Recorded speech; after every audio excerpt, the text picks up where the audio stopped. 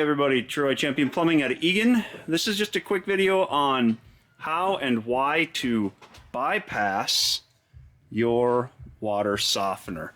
So this one is up and in service here at our training facility in the shop. Just so you can get an idea, they're usually down in the utility room by the water heater. This is the brine or the salt tank that goes with it. Some of them are cabinet models. But we'll turn over to Cole and talk a little bit more of how and why you need to bypass your water softener.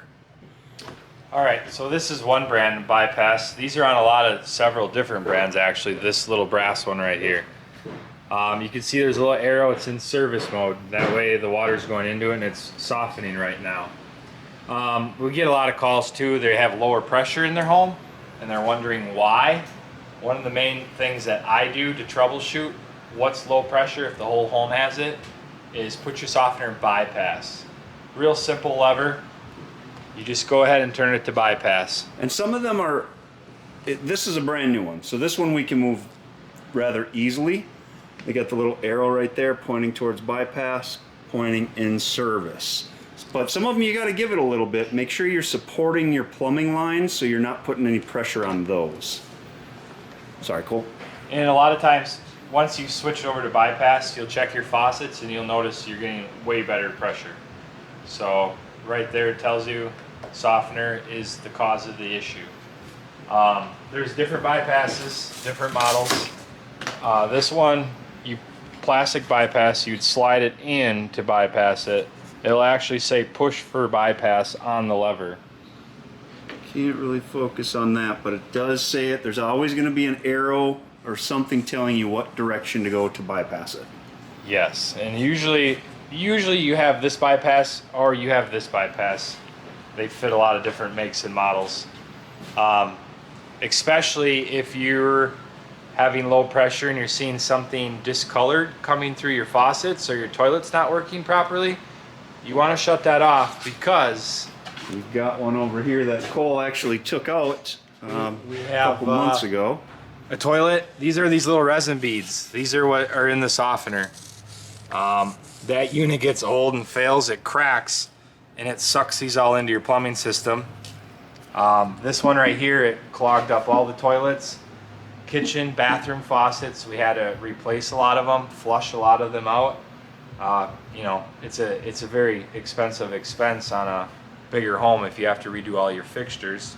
So if they're seeing any sort of little yellow beads, get downstairs, bypass that water softener right away, and call us or another plumbing professional right away.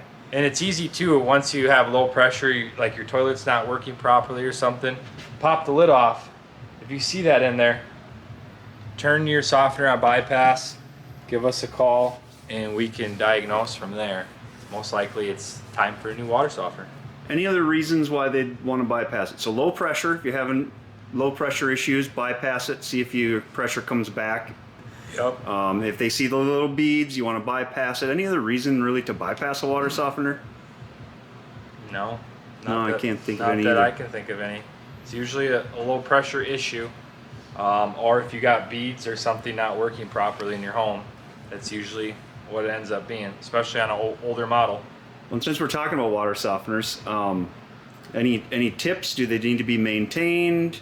How much salt should someone put in their softener? Well, here we got a tank right here. We got salt. We're almost empty, obviously. You can see there's some water on top of the salt, totally normal. I never fill them totally full. You could get like a salt dam and then it doesn't want to feed it down. I'd go half, 3/4 at most. Let it chew that all down and then add more again, which then it will clean this all out and you won't have to worry about anything getting clogged up in there. I'm a 2-bagger. I put 2 bags in at a time and I wait till I can almost see the bottom of my brine tank or salt bin. And 2 bags probably takes you a couple months, so it's not like you're going to have to feed it every week. Right. Yeah, these things are a lot more efficient than the old style water softeners. They actually have a meter. It'll count the gallons used.